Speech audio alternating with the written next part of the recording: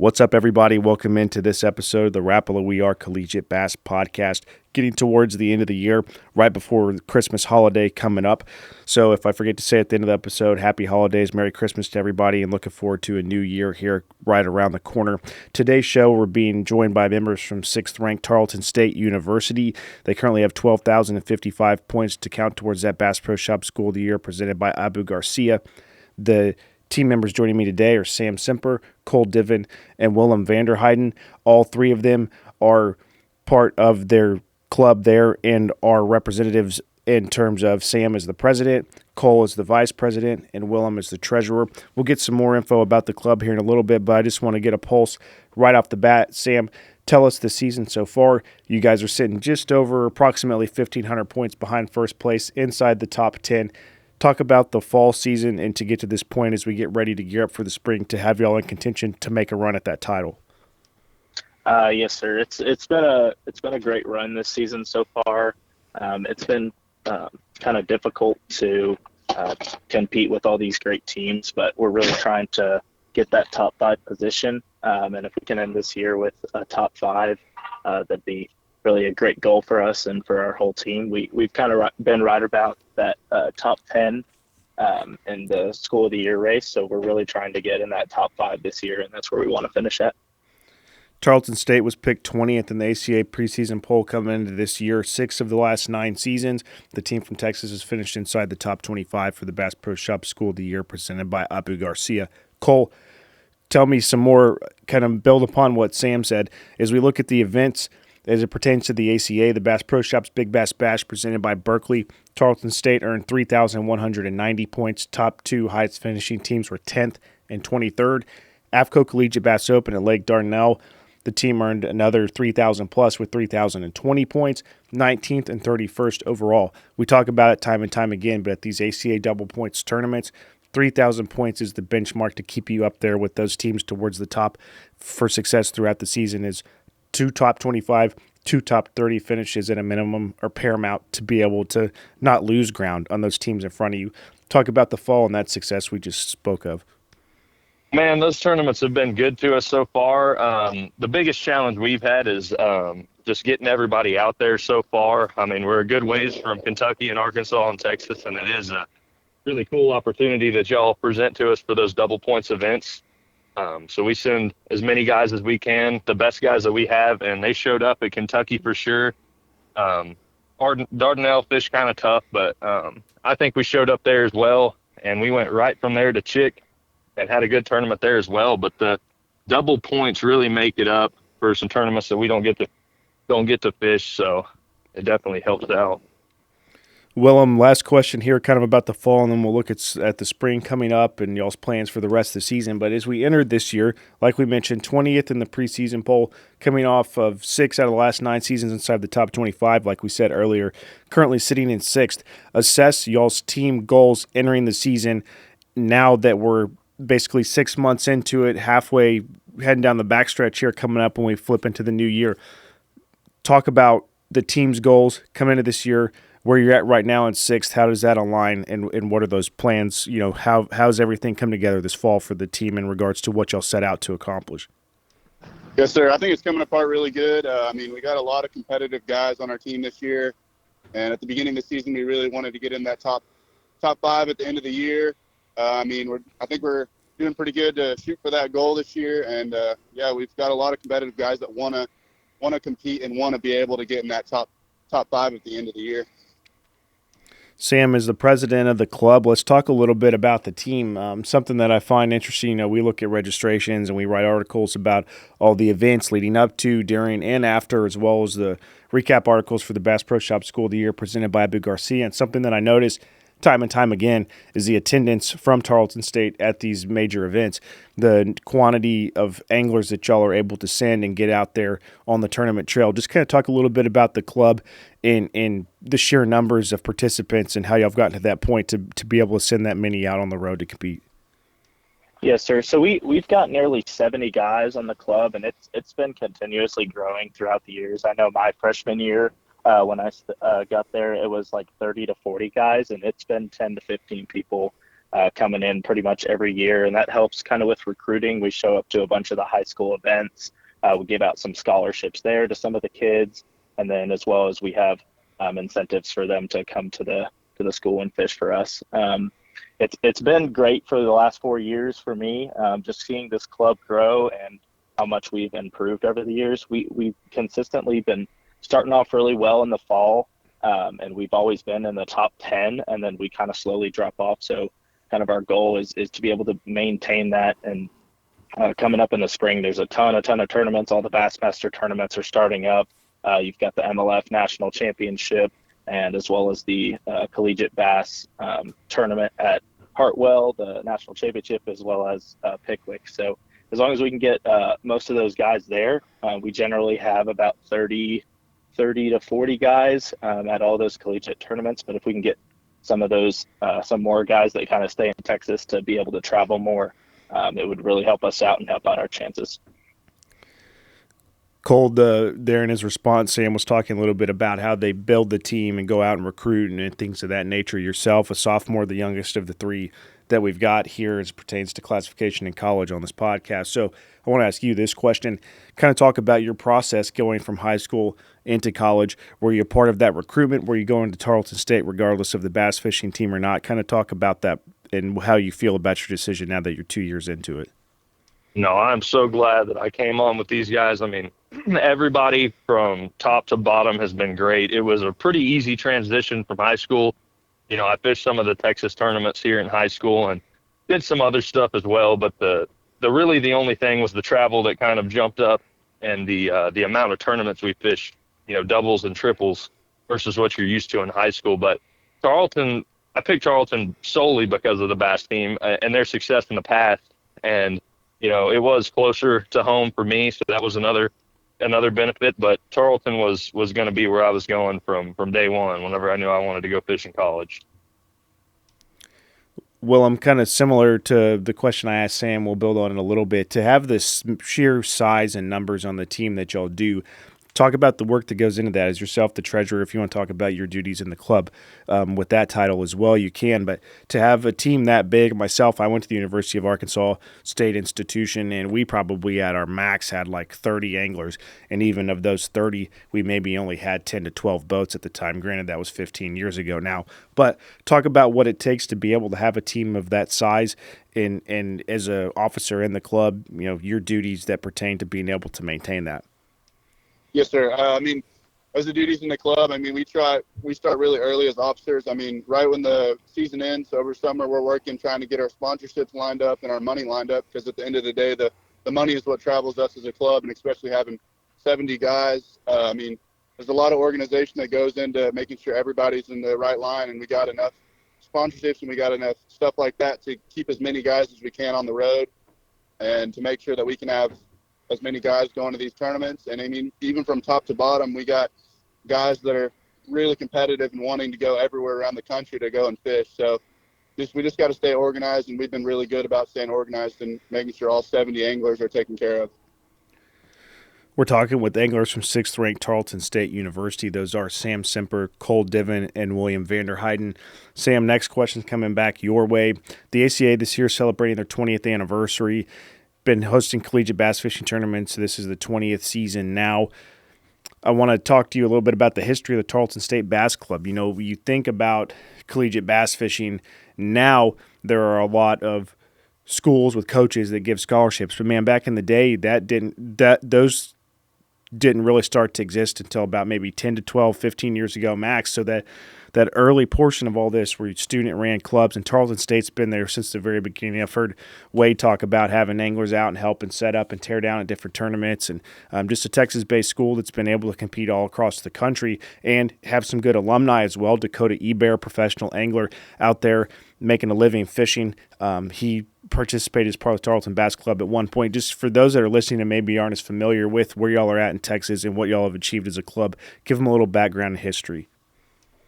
Yes, sir. So we're a pretty small town out about an hour southwest of Fort Worth. Like you said, Dakota Ebear, one of our alumni, actually helped start up the club with Zach Zobair. He actually runs Southwest Marine in Fort Worth there, and he does a great job and helps give back to the club. But Dakota's been performing. He started at Tarleton. He went on to the MLF circuit, performed really well there, and then went on to the Opens and qualified for the elites in his first year. So he's been doing great, and I know a lot of our guys look up to him kind of as a role model because of what he's been able to accomplish.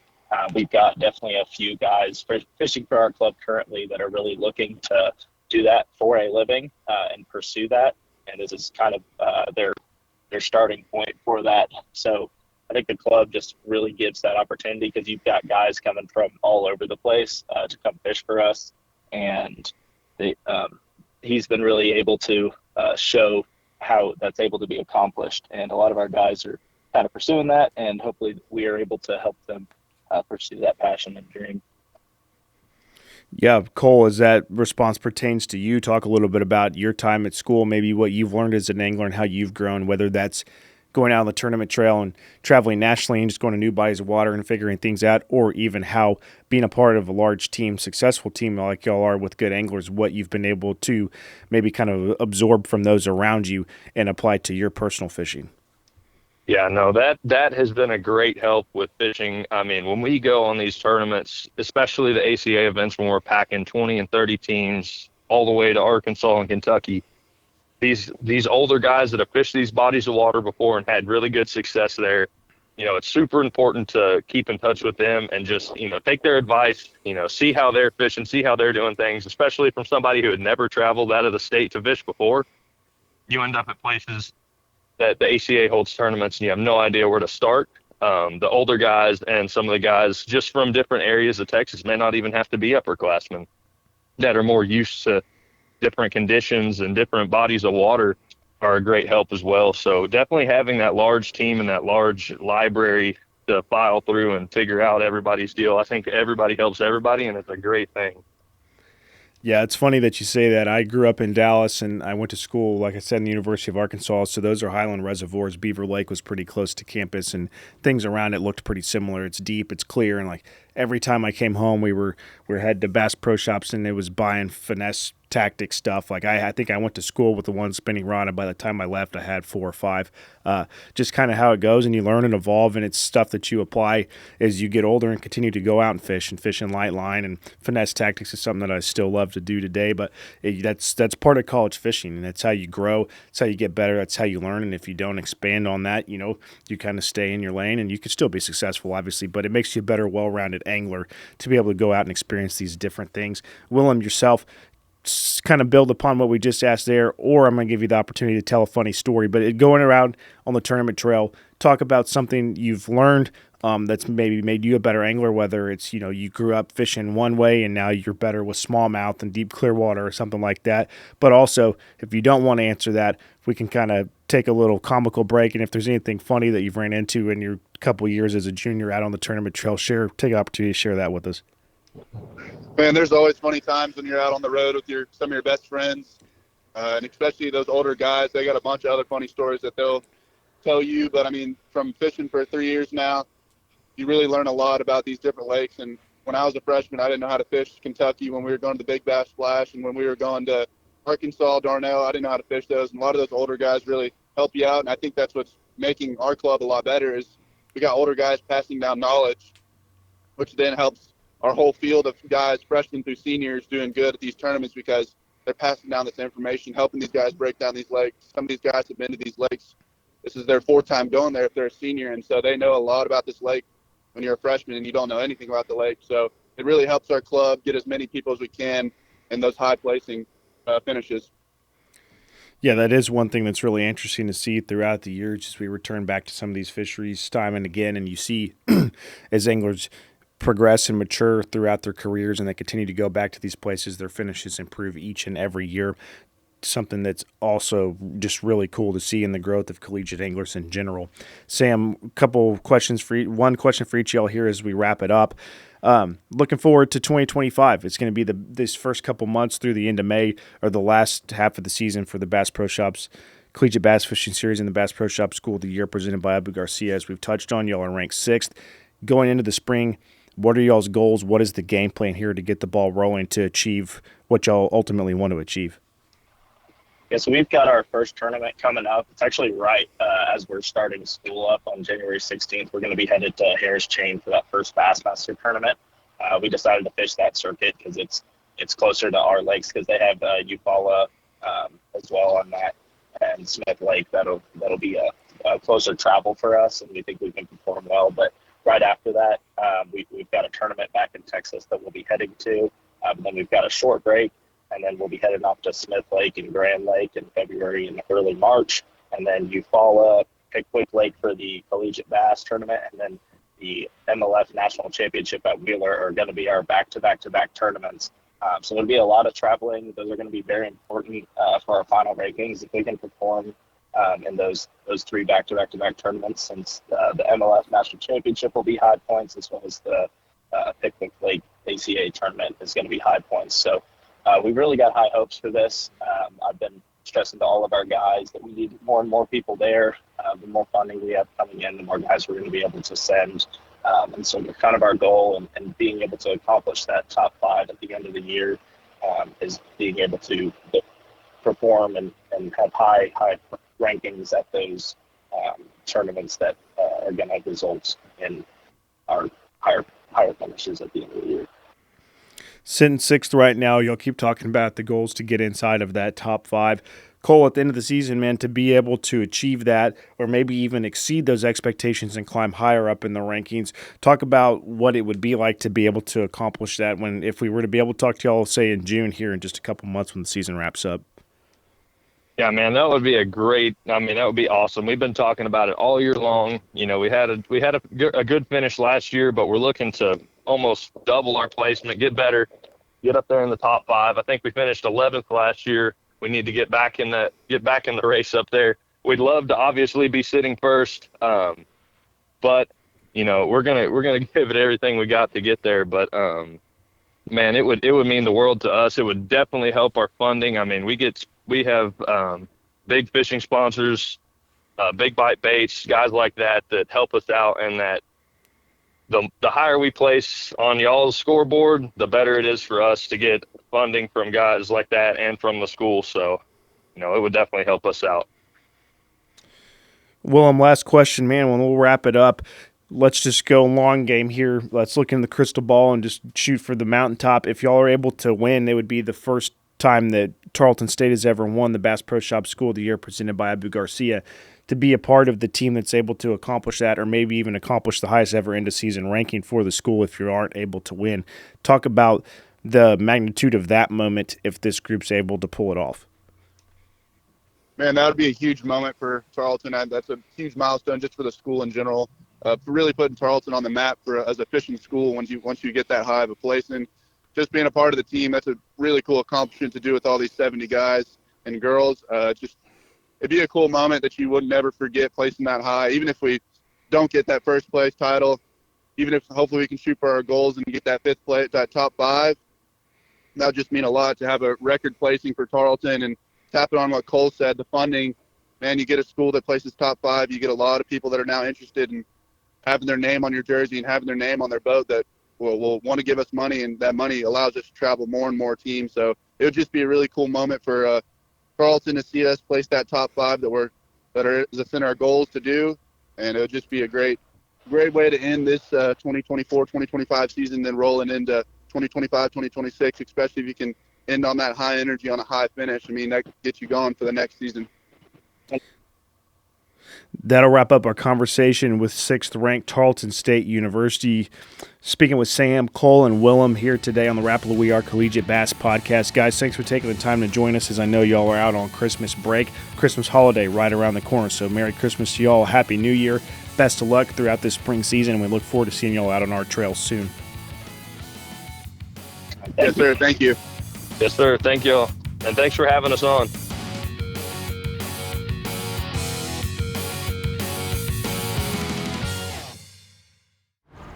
Welcome to Minnow King. How can I help you? Everything looks good. I'm friggin' starving, man. Been spawning all morning. Ugh, TMI, bro. What do you want? I'll take a Crush City freeloader and gizzard shad. Anything to drink. Water. Pull ahead, please. Welcome to Minnow King. We're gonna have what he's had. Yeah, throw me in a Ned BLT, too. Pull ahead, please. calm down. Quit feeding him so much. Hey, man, I'm trying to, man. If you If you overfeed him, he's going to hide under a log.